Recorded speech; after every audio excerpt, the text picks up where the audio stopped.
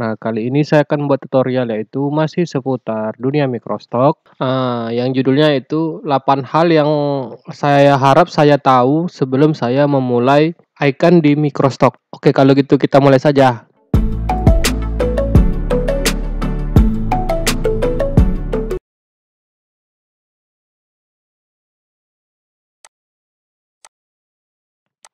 Sebelumnya, jika teman-teman masih baru dan baru pertama kali berkunjung ke channel saya, yaitu channel Mas Blogger, silahkan subscribe dulu dan aktifkan loncengnya, jadi teman-teman tidak ketinggalan jika ada info terbaru dari Mas Blogger. Nah, pembahasan kali ini yaitu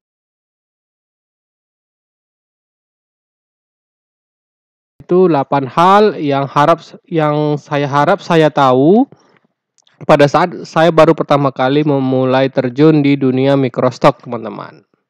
Pertama itu adalah yang perlu teman-teman ketahui atau saya harap saya mengetahuinya dari sejak awal, yaitu mindset yang benar tentang microstock.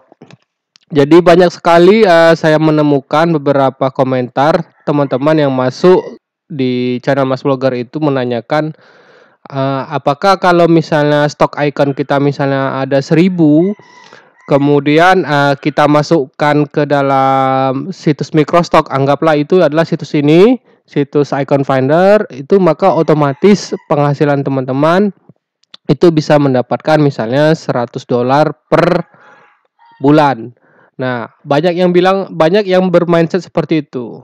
Nah, yang benar adalah teman-teman, memang kita bisa berasumsi kalau misalnya icon kita itu memang bagus. Bagus itu ya seperti kayak gini, teman-teman. Icon yang sudah estetik enak dipandang, kemudian juga memang pesaingnya yang membuatnya itu masih sedikit. Nah, itu mungkin bisa. Icon ini karena yang buat banyak sehingga kita perlu, jadi teman-teman tuh harus punya mindset yang benar, tidak semata-mata membuat icon yang bagus, tapi teman-teman juga harus mengetahui tingkat persaingannya icon tersebut yang ada di itu, yang pertama. Kemudian yang kedua, tidak melakukan riset icon yang ingin dibuat. Jadi riset ini seperti saya bilang tadi, nyambung dari nomor 1 tadi, mindsetnya. Jadi kalau kita ingin membuat icon, itu sebaiknya kita lihat dulu apa sih icon-icon yang tren, apa sih icon-icon yang masih sedikit dibuat, itu kita harus riset dulu, teman-teman. Misalnya kalau di bulan Oktober ini kan ada yang namanya Halloween. Halloween ini eee, dirayakan oleh orang barat, jadi teman-teman, jadi kayak temanya itu horor gitu. Nah, kayak gini, dengan mengetahui kalau misalnya bulan ini lagi tren itu, misalnya Halloween atau yang lainnya, jadi teman-teman tuh bisa siap jauh-jauh hari, ikonnya itu dibuat. Jadi bukan taunya sekarang Halloween, baru buat sekarang. Nah, itu bakal ketinggalan trending-nya, teman-teman. Nanti kalau bulan sudah masuk November, itu lain lagi nanti. Misalnya apa sih yang jadi tren musim bulan misalnya November. Nah, jadi kalau oleh karena itulah teman-teman tuh perlu merancang icon yang eee, pe oleh karena itulah teman-teman perlu meriset dulu membuat icon-nya itu agar mengetahui apakah ada permintaan atau tidak icon tersebut di situsnya. Nah, seperti itu. Itu untuk yang kedua. Kemudian yang ketiga itu, eee yang ketiga ya, teman-teman tuh harus meluangkan waktu untuk membuat icon yang menarik dan enak dipandang mata secara rutin. Nah, kalau teman-teman cek, kira-kira yang memiliki tingkat penjualan yang bagus yang mana, teman-teman? Apakah yang seperti ini, yang hitam putih, apa yang yang berwarna? Ya, kalau ini menurut dugaan saya sih, kalau dari sisi pandang saya menyukai icon-icon yang memang berwarna seperti ini, teman-teman, karena lebih banyak pilihan dan enak dipandang. Nah, seperti ini. Tapi ya kalau misalnya teman-teman tidak mau meluangkan waktu, misalnya membuat icon yang menarik seperti ini, ya bisa saja teman-teman juga mendapatkan sale, cuman mungkin nanti agak lama teman-teman, karena bersaing dengan, pembuat icon yang lain. Jadi perlu tahu bagaimana cara membuat icon yang menarik teman-teman. Nah ini saya bilang bisa menarik. Nah seperti ini. Kemudian yang berikutnya yaitu, karena ini kita bergerak di dunia desain, teman-teman tuh juga harus tahu bagaimana caranya menguasai software-nya teman-teman. Menguasai software desainnya. Nah, ada banyak berbagai pilihan yang bisa ditawarkan, mulai dari Adobe Illustrator, kemudian ada yang namanya Corel Draw, kemudian ada yang namanya software-software Affinity Designer ataupun yang lainnya teman-teman. Nah, teman-teman tuh harus menguasai penggunaan software tersebut. Dan ini yang saya rekomendasikan karena banyak format tertentu yang dibutuhkan oleh situs-situs desain ini adalah SVG. Saya merekomendasikan untuk Adobe Illustrator teman-teman, untuk membuat desainnya. Jadi kalau teman-teman memang masih menggunakan software yang lain, itu sebenarnya nggak masalah sih. Tapi kalau saya pribadi lebih nyaman di Adobe Illustrator dibandingkan software desain yang lain. Terserah mau pakai software desain yang mana. Yang jelas yang di-upload misalnya kayak di Icon Finder ini butuhnya SVG teman-teman. Format SVG.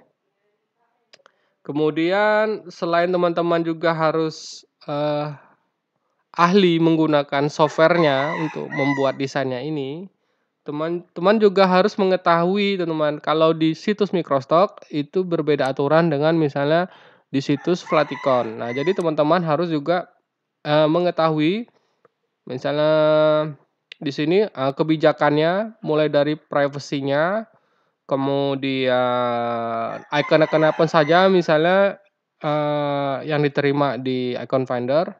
Kemudian misalnya teman-teman dari sisi dari sisi klien itu teman-teman juga harus tahu gimana caranya kalau misalnya kita kurang suka dengan desainnya, kemudian kita pengen uang kita kembali. Nah seperti itu teman. Jadi udah harus tahu semua peraturannya, dan kalau masih bingung juga teman-teman bisa kontak support ke situs Microstock-nya. Dalam hal ini contohnya yaitu Icon Finder ataupun situs yang lainnya teman-teman.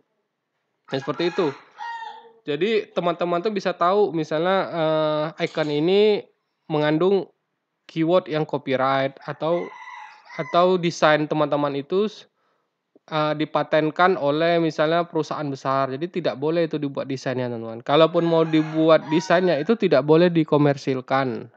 Dalam artian ini gratis. Nah kayak gini, contoh dia membuat desainnya itu digratiskan.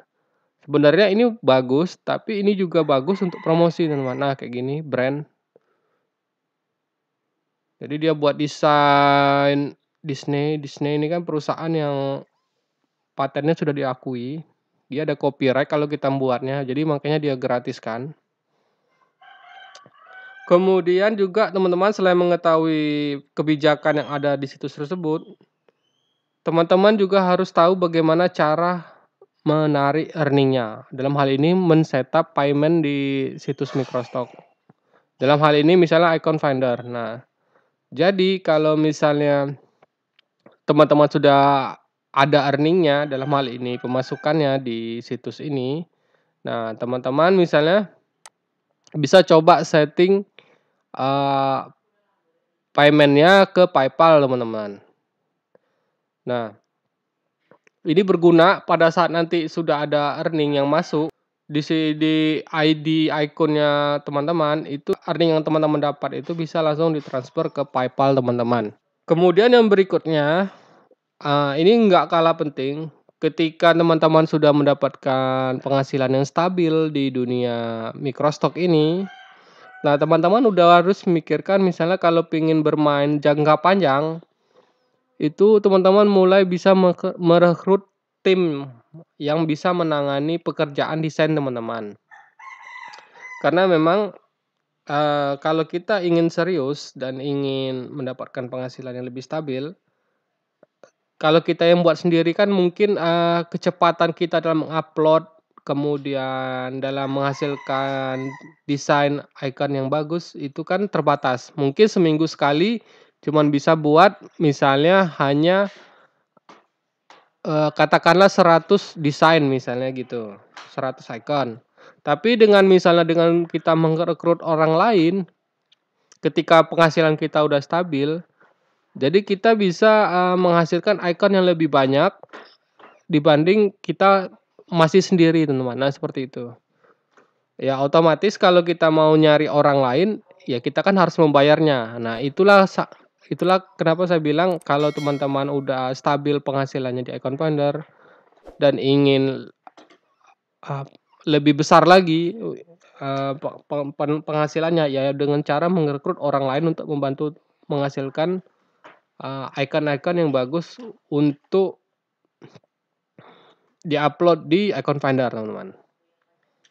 Kemudian, ya siklusnya seperti itu aja teman-teman, dimulai lagi dari nol. Jadi mulai dari mindset-nya, kemudian melakukan riset, kemudian juga meluangkan waktu untuk, kira-kira yang mana sih icon-icon yang enak dipandang gitu atau, membuat icon yang bagus gitu. Kemudian juga ya latihan terus-menerus, menguasai software desainnya misalnya, ya kalau teman-teman punya,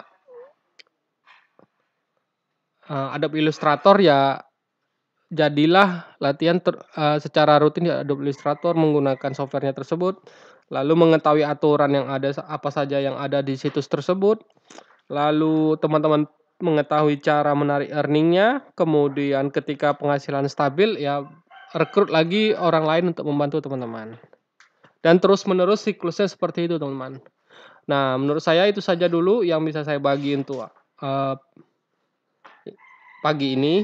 Ini saya merekamnya itu tanggal 23 Oktober jam 6 pagi, kira-kira jam 6:30 lah.